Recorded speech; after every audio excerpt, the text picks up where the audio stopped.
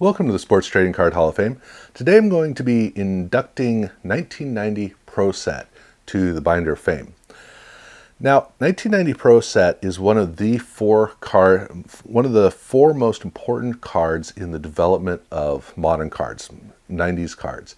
And the four card designs and releases that really made this impact are all very different. They had different influences. So you have 1988 Score in baseball, you have 1989 Upper Deck in baseball, you have 1990 Pro Set in football, and then you have 1992, 1993 Finest.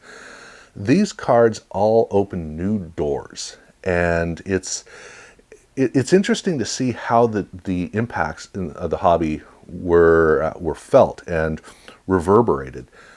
They did different jobs though. So in 1988 Score, the thing that Score did was they laid out the blueprint and they established a new standard, a new card, and all companies that came in afterwards, that's what they thought a sports card was. So they opened the door to everything we would see afterwards. 1989 Upper Deck came in and they established a new not a new standard, but a new tier, new opportunity for collecting. And that would obviously open the door for premium brands down the road.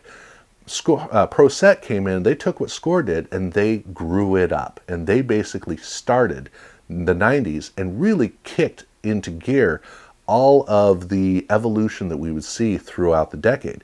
They established the standard of you got to improve, you got to really wow people and earn it.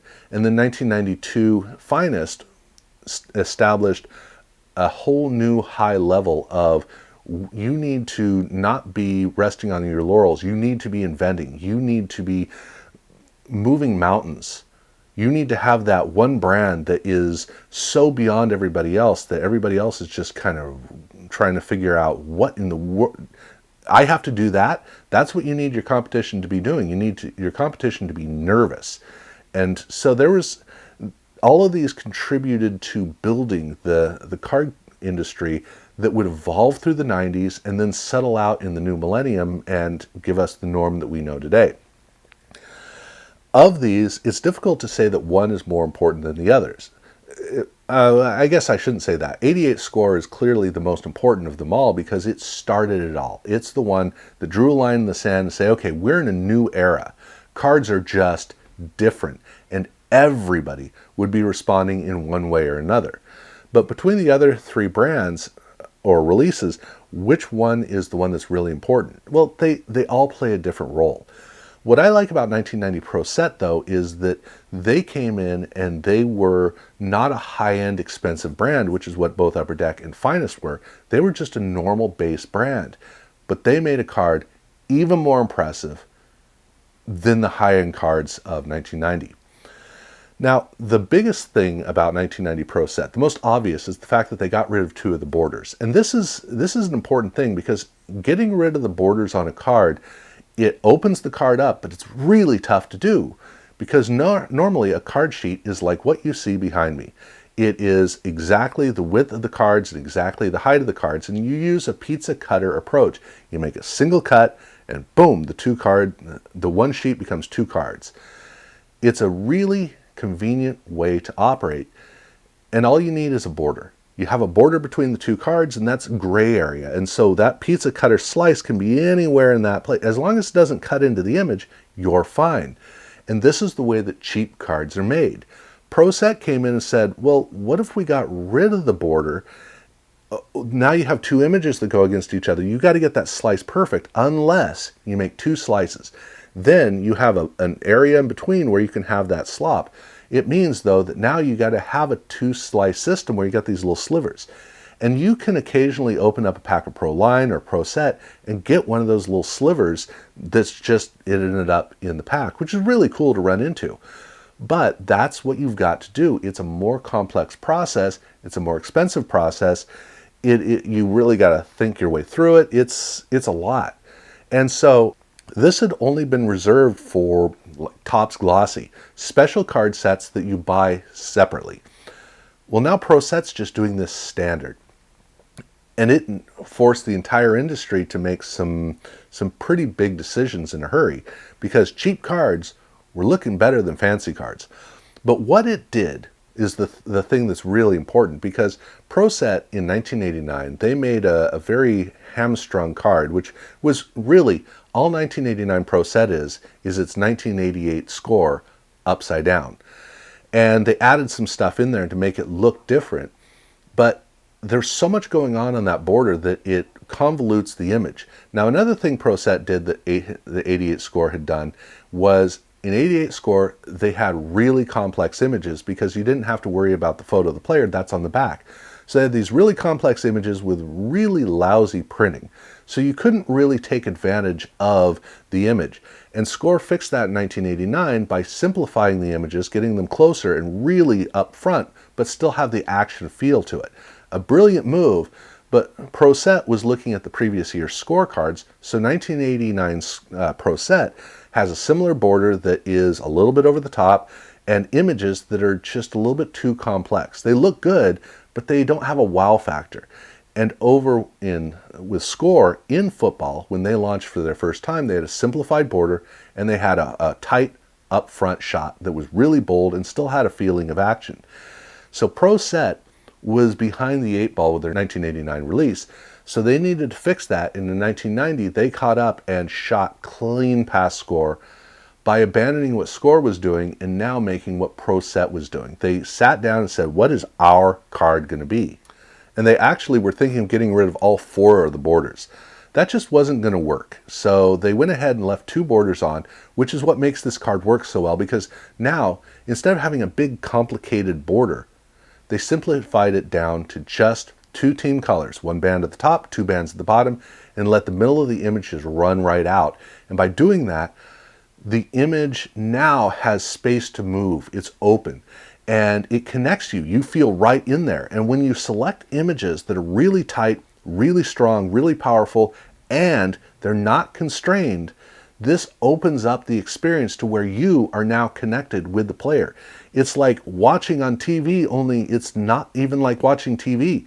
Now it's like literally being there on the sidelines of the field or maybe in the action. And this made these cards incredibly effective at connecting with collectors. And for Pro Set, they were connecting not with high-end collectors, they were connecting with all collectors, including kids, and these are perfect for kids. So with this in place, we had the standard established of, if you want a card that really wows people, get rid of the borders.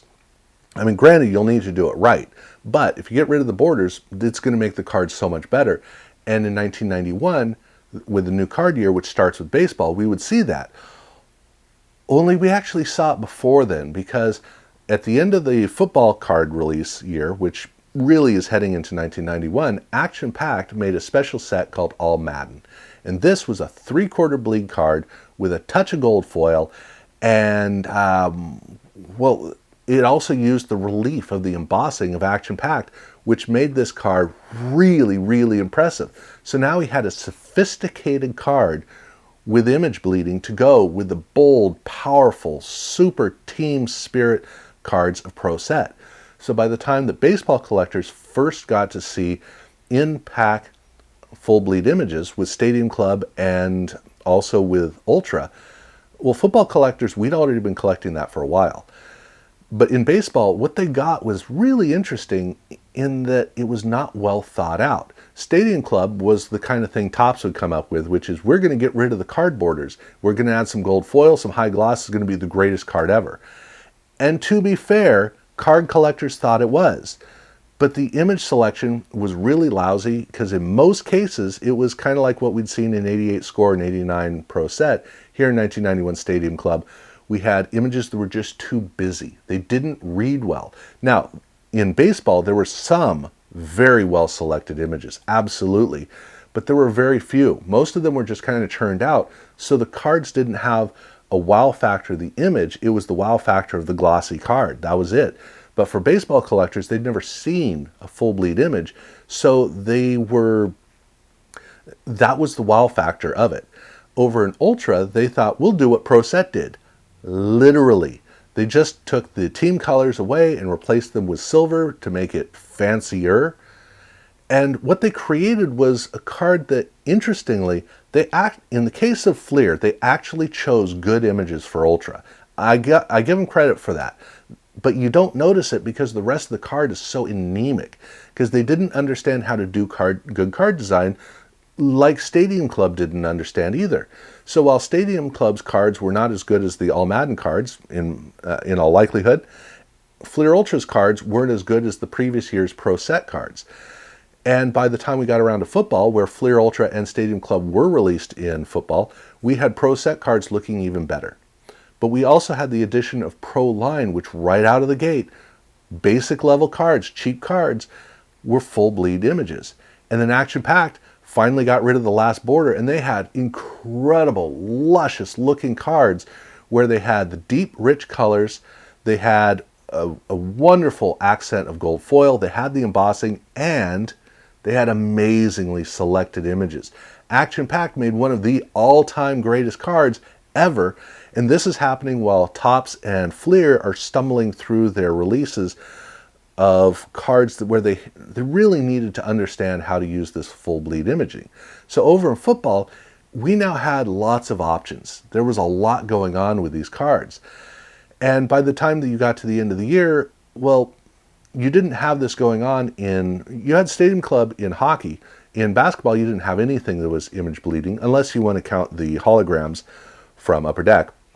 But by 1992, now it was time for companies to sit down and go, okay, let's get this right. Let's figure this out. Stadium Club improved the image selection and the image printing, so the cards were now getting to be better. They still didn't have character. That was something Upper Deck Topps still had to figure out with Stadium Club. But that was what was figured out over in Ultra, where now they made a 3/4 bleed image with gloss. They actually had gloss, they had gold foil on it, but they had a detailing at the bottom, which made the cards look about the best of any card in the year. And they did good image selection like they'd done the previous year, but now the card was actually realizing its potential. And in 1993, they would improve it even better in their overall realization of what Fleer Ultra could be. And it was amazing to be able to see this happening eventually. Over in football, we just got to see more of the same in a way. There really wasn't a lot that was added to it, but 1993 would see another step, and then 1994 everyone would lose their mind with borderless cards. But what was going on during this time with Stadium Club and Ultra and with Pro Line and with Action Packed? What we saw was now companies were thinking outside of the tradition of cards, and they were thinking, okay, we've got to do something that is bold and different and really keeps people on edge, and we've got to add complexity to cards, to add whole new textures to card designs that hadn't been happening in the past. And that's really the spirit of the 1990s. Pro Set was the one who really established this and got it launched, got it rolling well. But there's one card that I didn't mention, and that's 1991 Score. And the thing about Score is Score released all of their cards in 110 card blocks. Basically, the way that they approached it was they would have sheets like this where they had 110 cards. And then they would make the next 110 cards with a different color border, and then a different color border. So that meant that the card set evolved as you went through. It looked different as you went along. And this gave a variety to the card that you didn't see in Topps or Fleer or in Don Russ. But that meant that all their card sets were 330 cards, 660 cards, eventually 550, 440. They were all in these blocks because that's the way that the card sheets were laid out. But that's what Topps did with their 132 card sets, and etc. So there's nothing unusual about it, except in 1991 Score. Because in 91 Score, they did Series 1 and Series 2, 330 cards and 330 cards, a 660 card set that was actually 685 cards. It was 25 cards longer. And Series 2 did not start with 331. It started a little bit later because after card 330 in Series 1, they had a whole series of Dream Team cards, defensive players for their Dream Team. And these cards are oh so exquisite. They are magnificent cards. Deep, rich black with image bleeding of the player running off of the card. That means these cards had to be printed it had to be manufactured in a different way so that they could be cut with a special two-cut system, just like Pro Set was using. And then Series 2 picked up after that, and then at the end of Series 2, they had the offensive players, which meant that between the two sets, you had 660 cards, and what effectively was a 25-card insert set embedded into the set. Specially made cards that were more expensive. And, well, over in Pinnacle, they did the same thing. They had special cards that were full bleed images that had to be manufactured separately as well. So Score was now thinking in terms of essentially making inserts before they were even making inserts, because they were embedding them in the set. And by 1992, they'd say, you know what, let's just make it an insert set. So the 1991 Score Dream Team set in football is Score's first insert set. They just hadn't done it as a minimal print run with unique numbers. These were the repercussions of removing the image, and I'm not going to get into the team color and how it was bold. I'm not going to get into that aspect. I'm going to talk instead about just two things about the 1991 Pro set, and the image bleeding is the big one. That's the heavy one that everybody can easily relate to. But 1990 Pro Set did something else which was interesting with their Series 1 and Series 2 release. Now, they didn't invent Series 2. They did, just not in 1990, because in 1989, Pro Set released a main release series, Series 1, and then they released a separate Series 2. This was something that, in a way, had never happened before. And I say in a way because back in the 40s and 50s and 60s, that's how cards were released.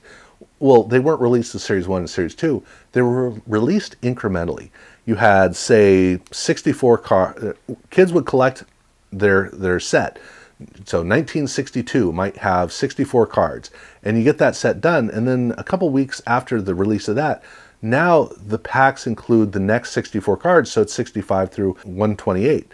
And then the card set gets bigger and bigger. So as the summer progresses, their card set gets bigger. They're adding more cards and more cards and more cards. That's the way cards were released. Till you got into the 70s and Topps went, you know what, just no. What we're going to do is we're going to do it all in one shot. Kids are used to building big sets now, so let's just do it as a single release.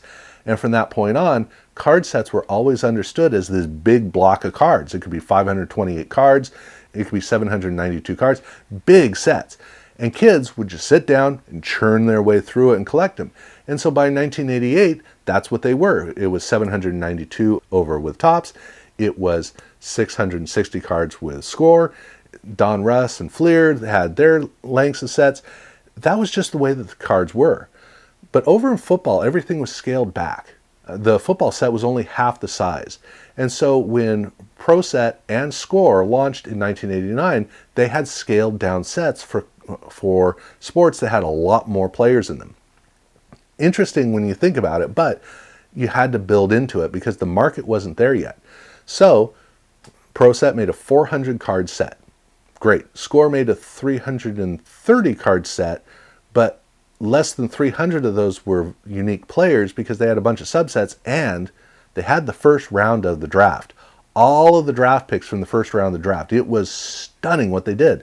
Pro Set either answered, or I think they had already planned to do this, but Pro Set added a whole new set, a Series 2 set that was a standalone set that when you open the packs, it's only Series 2 cards.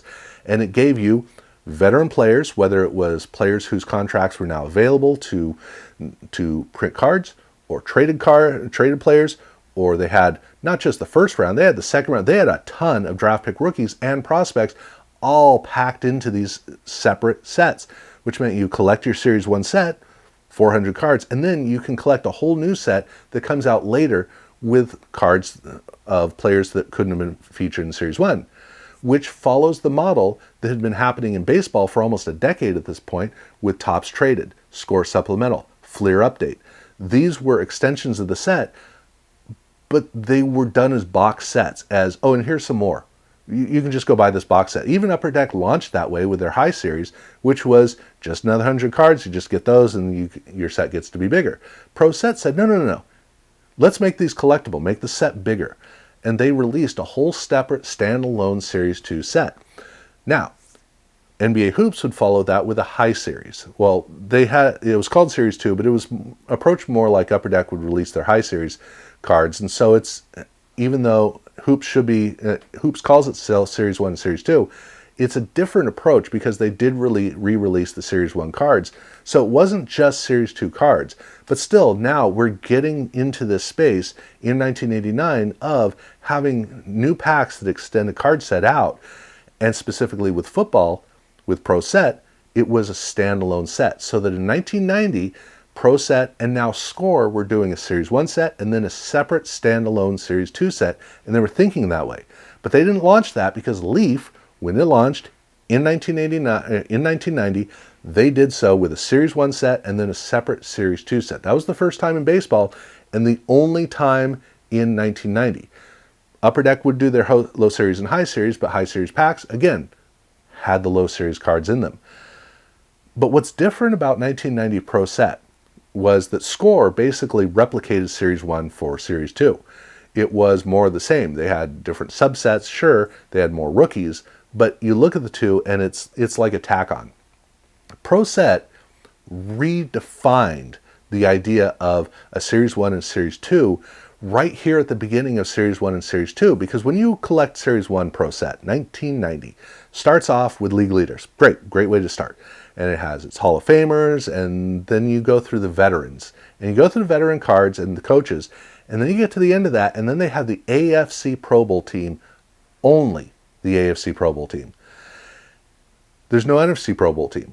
Well, that's when Series 2 comes out. That set starts with NFC Pro Bowls, and then you have the veteran cards, no coaches, you already have those, and then you have the rookies, and then you have some subsets at the end.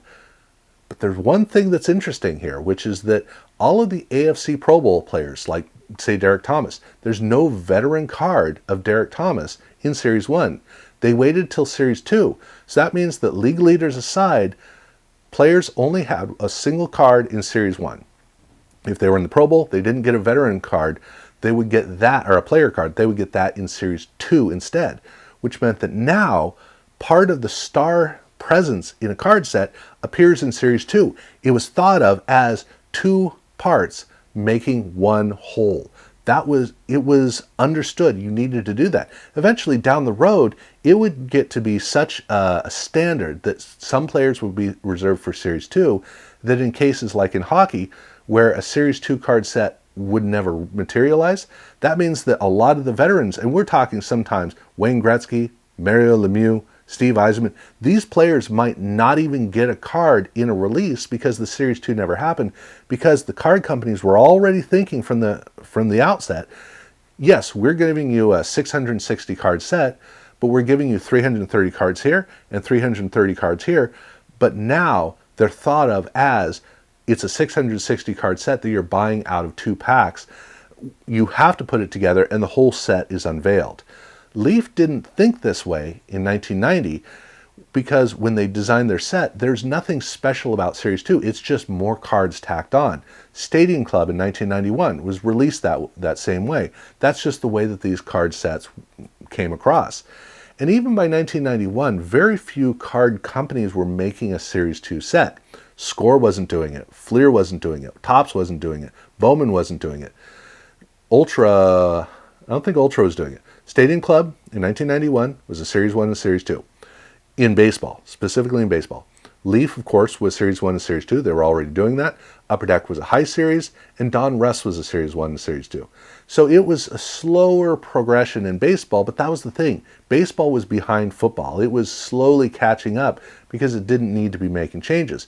Football and basketball, on the other hand, were the forefront. They were the spaces in sports cards where you needed to be inventing. You needed to be breaking new ground.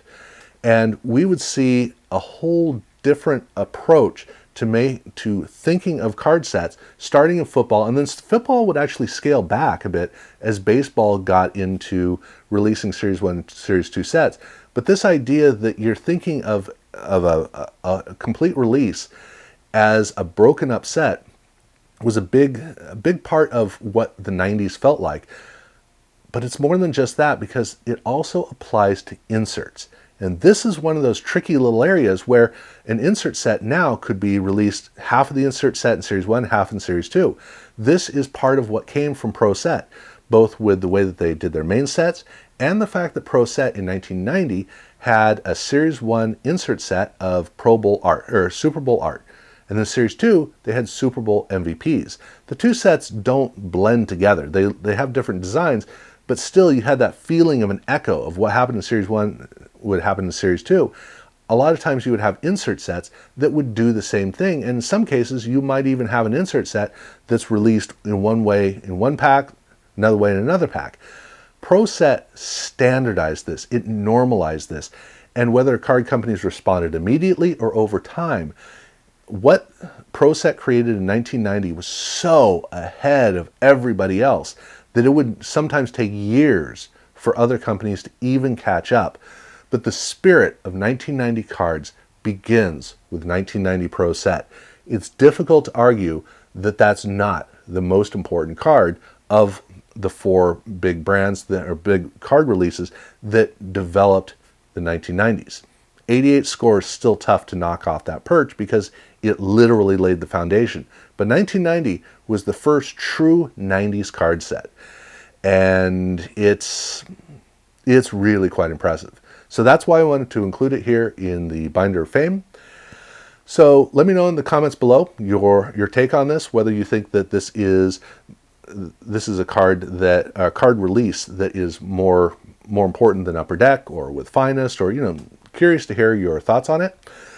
If you haven't subscribed, please do so. Thank you very much for watching.